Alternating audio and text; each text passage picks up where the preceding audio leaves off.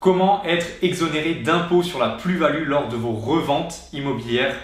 C'est ce qu'on va voir dans cette vidéo. Je vais vous partager 7 techniques pour ne pas payer d'impôts lors de vos ventes immobilières sur votre plus-value. On est parti.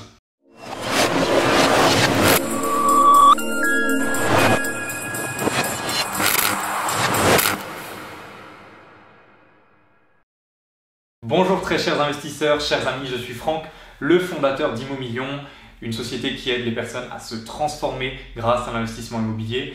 Et aujourd'hui, je voudrais vous partager 7 techniques, je me les suis notées, j'ai mes notes juste en dessous là, pour ne pas payer d'impôts sur la plus-value. Vous savez, quand vous vendez un bien, si vous vendez plus cher que ce que vous avez acheté, il y a une certaine plus-value et vous allez être imposé sur cette plus-value. Mais il y a des techniques pour passer au travers des mailles du filet, pour ne pas payer d'impôts, et c'est ce que je voudrais vous partager maintenant. Juste avant ça, vous savez que vous pouvez vous abonner en cliquant sur le bouton juste en dessous de la vidéo et n'oubliez pas bien sûr la petite cloche pour recevoir une notification dès qu'une nouvelle vidéo sortira. Juste avant de vous partager ces 7 techniques, je voudrais faire une toute petite introduction. En immobilier, aujourd'hui, il n'y a pas 36 000 façons de gagner de l'argent. Soit vous faites un investissement rentable et ça vous génère un cash flow tous les mois, soit vous revendez et vous faites une plus-value à la revente. Ou alors les deux en même temps, bien entendu. On parle beaucoup d'investissement locatif sur cette chaîne, on parle beaucoup d'optimiser sa fiscalité pour ne pas payer d'impôts sur ses loyers, pour ne pas payer d'impôts pendant la location, mais c'est vrai qu'on ne parle pas énormément de comment ne pas payer d'impôts également à la revente. Et il faut vraiment que vous voyez vos investissements, vos opérations immobilières comme quelque chose de global. On peut éviter de payer beaucoup d'impôts sur la location et ça fait qu'il y a des choses très rentables à faire. Mais il y a également des stratégies pour ne pas payer d'impôts à la revente. Et encore une fois, il n'y a pas qu'une seule façon de gagner de l'argent en immobilier. Soit vous faites des choses rentables, soit vous gagnez de l'argent à la fin, à la plus-value, soit les deux en même temps. Mais donc, il faut vraiment le voir comme une opération globale. Et si on peut ne pas laisser d'argent sur la table pendant les locations, on le fait. Mais également à la revente, si on peut ne pas laisser d'argent sur la table, c'est toujours bon à prendre. Donc sans plus attendre, voici la toute première technique. Et c'est, je pense, la plus connue bien entendu, mais c'est la vente de votre résidence principale. Quand vous vendez un bien qui est votre résidence principale, vous êtes complètement exonéré de plus-value. C'est aussi simple que ça. Donc ça peut s'appliquer dans la vente de votre résidence principale tout simplement, ou ça peut rentrer dans le cadre d'une stratégie de acheter un bien, y vivre un certain temps pour ensuite le revendre et être exonéré de plus-value. Je vous laisse établir vos stratégies vous-même. Deuxième technique, ça va être de détenir finalement le bien pendant une certaine durée. En fait, je parle là vraiment de plus-value sur les particuliers. Encore une fois, il y a deux plus-values, particulier et professionnel.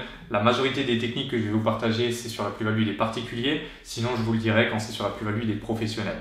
Ce n'est pas le sujet de cette vidéo. Je ferai une autre vidéo sur plus-value particulier et professionnel. Mais donc, la deuxième technique, c'est le fait de détenir un bien pendant un certain temps. En fait, je vous invite à regarder simplement sur Google, vous tapez année de détention d'un bien pour être exonéré ou exonération plus-value, durée de détention, quelque chose comme ça. Vous allez tomber sur un tableau. Et dans ce tableau, vous allez voir qu'au fur et à mesure des années de détention du bien, il y aura un abattement en fait sur le montant de la plus-value qui va être imposée. Okay, donc, de tête, c'est à partir de la 6e année où vous allez commencer à avoir une exonération et jusqu'à la 30e année, vous allez être toujours un petit peu plus exonéré et une fois que vous avez atteint 30 années de détention, vous êtes complètement exonéré d'impôts sur la plus-value mais aussi de prélèvements sociaux. Donc voilà, c'est peut-être pas la stratégie la plus smart si je peux dire, mais c'est une stratégie. Donc si vous détenez un bien depuis un certain moment, vous avez une certaine exonération. Si vous le détenez depuis au moins 30 ans, vous êtes complètement exonéré également. C'était la deuxième technique. Troisième technique, toute cession inférieure à 15 000 € n'est pas assujettie à l'impôt sur la plus-value. C'est-à-dire que si vous vendez un bien en dessous de 15 000 €, vous n'êtes pas imposable sur la plus-value. Ok ? C'est aussi simple que ça. Quatrième technique, toute cession d'un premier logement autre que votre résidence principale dans le but d'acheter votre résidence principale est exonérée de plus-value. Je sais que c'est compliqué, je vais répéter. Quand vous vendez un bien autre qu'une résidence principale, résidence secondaire, investissement locatif, que vous faites une plus-value sur ce bien et que la plus-value, vous vous engagez à la réinvestir dans l'achat ou dans la construction de votre résidence principale, vous êtes exonéré de plus-value. Ok?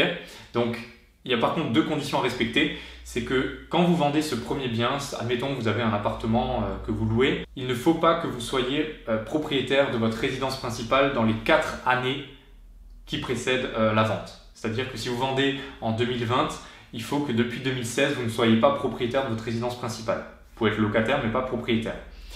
Donc, quand vous vendez ce bien, vous n'êtes pas propriétaire depuis au moins 4 ans de votre résidence principale et que vous vous engagez dans les 24 prochains mois à réinvestir cette plus-value dans l'achat ou dans la construction de votre résidence principale à vous, eh bien, ce montant-là est exonéré de plus-value. Et là, on comprend qu'il y a des petites combinaisons qui peuvent se faire. Admettons que vous vendez un bien, vous réinvestissez cette plus-value dans votre résidence principale, vous êtes exonéré en respectant les deux conditions que je vous ai citées. Vous vivez un petit peu dans votre résidence principale, vous la revendez ensuite, et bien vous êtes encore une fois exonéré de plus-value. Donc là, ça commence à devenir assez intéressant. On passe à la 5e technique, et celle-là, je la trouve vraiment extraordinaire. C'est dans le cas où vous êtes LMP. Sur Internet, sur YouTube, il y a beaucoup de personnes qui crachent beaucoup sur la LMP, qui ont fait plein de vidéos pour faire le buzz. La fin du LMNP, enfin voilà, le LMNP c'est fini, le LMP ça marche pas, etc. Je trouve que le LMP c'est un régime qui est relativement intéressant et pour notamment cette raison que je vais vous citer. Quand vous avez au moins 5 ans d'ancienneté dans le régime LMP, c'est-à-dire que vous exercez votre activité de loueur meublé professionnel depuis au moins 5 ans et que vous vendez un bien et que votre chiffre d'affaires est inférieur à 90 000 € annuels, donc ça laisse quand même de la marge, toute vente est exonérée de plus-value. Donc je vais juste encore une fois répéter pour que ce soit bien clair parce que c'est juste un truc de ouf quand même. Quand vous êtes LMP depuis au moins 5 ans et que vous ne faites pas plus de 90 000 € de chiffre d'affaires, toute vente que vous faites est exonérée de plus-value. Toute plus-value est exonérée. Je trouve ça juste incroyable. Et c'est le cas. Donc, il y a des petites subtilités encore. Quand vous dépassez 90 000 €, mais que vous êtes compris entre 90 000 et 126 000 €, vous avez une exonération partielle. Au-delà de 126 000 € de chiffre d'affaires, vous n'êtes plus exonéré. Il n'y a aucune exonération. Donc, à savoir que la tranche de 90 000 à 126 000 €, ils vont se baser sur la moyenne des 2 dernières années d'activité. Ok ? Donc, en dessous de 90 000 € complètement exonéré de plus-value, entre 90 000 € et 126 000 € de chiffre d'affaires moyen sur les 2 dernières années, vous êtes en exonération partielle. Au-delà de 126 000, il n'y a plus d'exonération. Dans le cas où vous faites de la location courte durée, les plafonds sont un petit peu plus hauts, donc vous avez une exonération totale jusqu'à 250 000 € et une exonération partielle entre 250 000 € et 350 000 € de chiffre d'affaires, toujours sur les 2 dernières années. Ok ? On passe à la 6e technique. C'est toute cession dans le but de faire un logement social. Donc quand vous vendez un bien et que vous vendez à un organisme social donc qui va mettre des logements sociaux ou à un particulier qui s'engage à faire des logements sociaux dans les 4 ans suivant l'acquisition, vous êtes complètement exonéré de plus-value. Donc vous vendez un bien à un organisme social ou vous vendez à un particulier qui s'engage à faire des logements sociaux dans les 4 prochaines années suivant l'acquisition, vous êtes complètement exonéré de plus-value. Intéressant.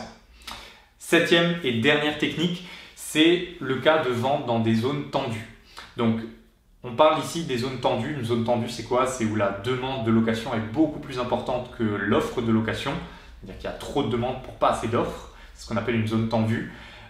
Ces zones sont catégorisées par zone, elles sont nommées en fait les zones. Et donc là, ce que je vais vous dire, ça s'applique uniquement à la zone A et la zone A bis. Et donc, écoutez bien, quand vous vendez un logement dans une zone tendue, A ou A bis, et que l'acquéreur démolit les logements pour reconstruire de nouveaux logements, vous êtes exonéré, vous avez un abattement de 70% sur la plus-value.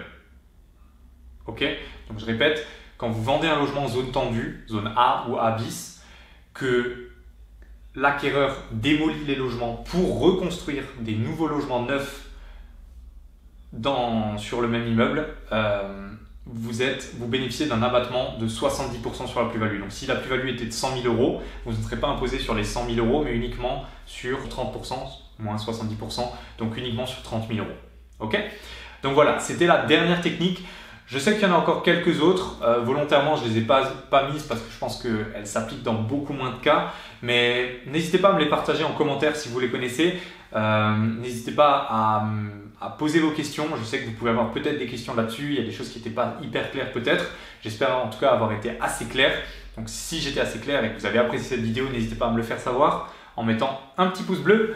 Et puis moi je vous dis à la prochaine pour une autre vidéo, mais avant ça, si vous souhaitez investir en immobilier aujourd'hui, que vous avez envie de vous lancer, de réaliser des plus-values comme ça, d'investir pour générer du cash flow, etc., et ben je vous invite à regarder également dans la description de la vidéo, je vous ai mis un petit lien vers une formation offerte de 2h30. Donc il n'y a pas de blabla dans cette formation, c'est pas pour faire du blabla. Dans cette formation, je vous montre des biens que j'ai acquis personnellement et ensuite on se pose avec un ami à moi qui m'interviewe et pendant 2h30, je partage énormément de valeur. Je vous partage le système que j'ai appliqué pour moi. Pour les personnes qu'on accompagne, c'est le système Arnato. Si vous me suivez un petit peu, vous savez de quoi je parle. Si vous ne le savez pas, n'hésitez pas à regarder dans la description, juste en dessous. Vous avez le lien pour accéder directement à cette vidéo. Vous rentrez juste votre adresse mail et vous avez accès instantanément à 2h30 de formation hyper intense. Prenez un cahier de notes, je vous le conseille. Et puis moi, je vous retrouve dans une autre vidéo. Ciao!